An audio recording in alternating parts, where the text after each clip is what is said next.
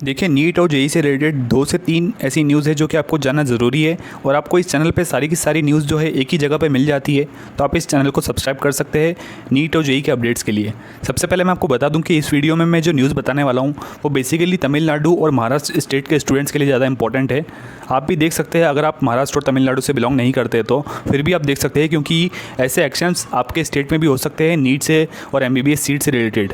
तो मैं आपको बता देना चाहता हूँ कि तमिलनाडु में अभी फैसला लिया गया है।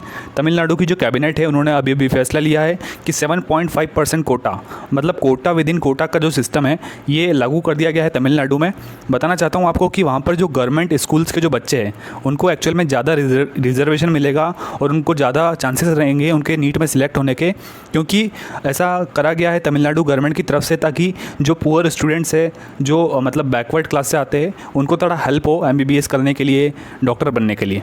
अब मैं आपको ले चलता हूँ दूसरी न्यूज़ की तरफ जो कि है महाराष्ट्र स्टेट से। तो चलिए चलते हैं। तो यार एमएसटी सीईटी के जो बच्चे हैं, मतलब महाराष्ट्र स्टेट से बिलोंग करने वाले जो बच्चे हैं, वो लोग काफ़ी ज़्यादा सवाल पूछ रहे थे। तो इसी पे एक आर्टिकल लिखा हुआ है कि विल एमएसटी सीईटी 2020 की जो एग्ज़ाम है वो कैंसिल हो सकती है क्या।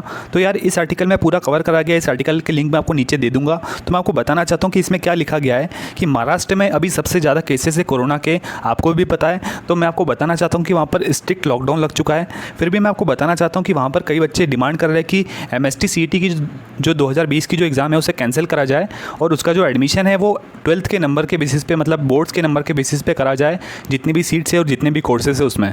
तो कई लोग इससे एग्री भी कर रहे हैं, कई लोग डिसएग्री कर रहे हैं। मुझे बताइएगा आपका क्या ओपिनियन है। पर मैं आपको बताना चाहता हूँ कि वहाँ पर अभी किसी भी तरह से कैंसिलेशन का कोई भी प्रावधान नहीं है, मतलब किसी भी तरह से एग्ज़ाम कैंसिल नहीं होगी।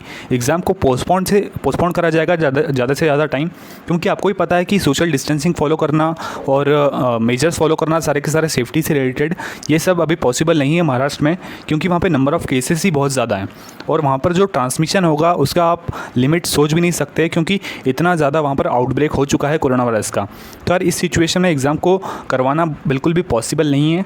फिर भी वहाँ पर कई सारे बच्चे ऐसा डिमांड कर रहे हैं कि एग्ज़ाम को कैंसिल करा जाए और इस साल एग्ज़ाम नहीं हो। फिर भी यार ऐसा सिचुएशन बनती है तो फिर एग्ज़ाम को मतलब कोई ना कोई हमें और तरीका देखना पड़ेगा। हो सकता है कि एग्ज़ाम्स को ऑनलाइन कराया जाए या फिर कोई और तरीका जो कि सेफ़ हो और जिसके थ्रू हम एग्ज़ाम्स को करवाएं। तो यार देख सकते हैं कि अब हमारे जो महाराष्ट्र के सीएम हैं वो क्या एक्शन लेते हैं। अब यही उनके हाथ में पूरा फैसला है कि क्या एक्शन होगा। जो भी न्यूज़ आएगी मैं आपको लेटेस्ट बताऊंगा। इस चैनल को आप सब्सक्राइब करके रख लीजिए। MST CET, Tamil Nadu, NEET, JEE, कोई भी न्यूज़ आएगी सबसे पहले आपको इस चैनल पे मिलेगी। थैंक यू वेरी मच ये वीडियो लास्ट तक देखने के लिए।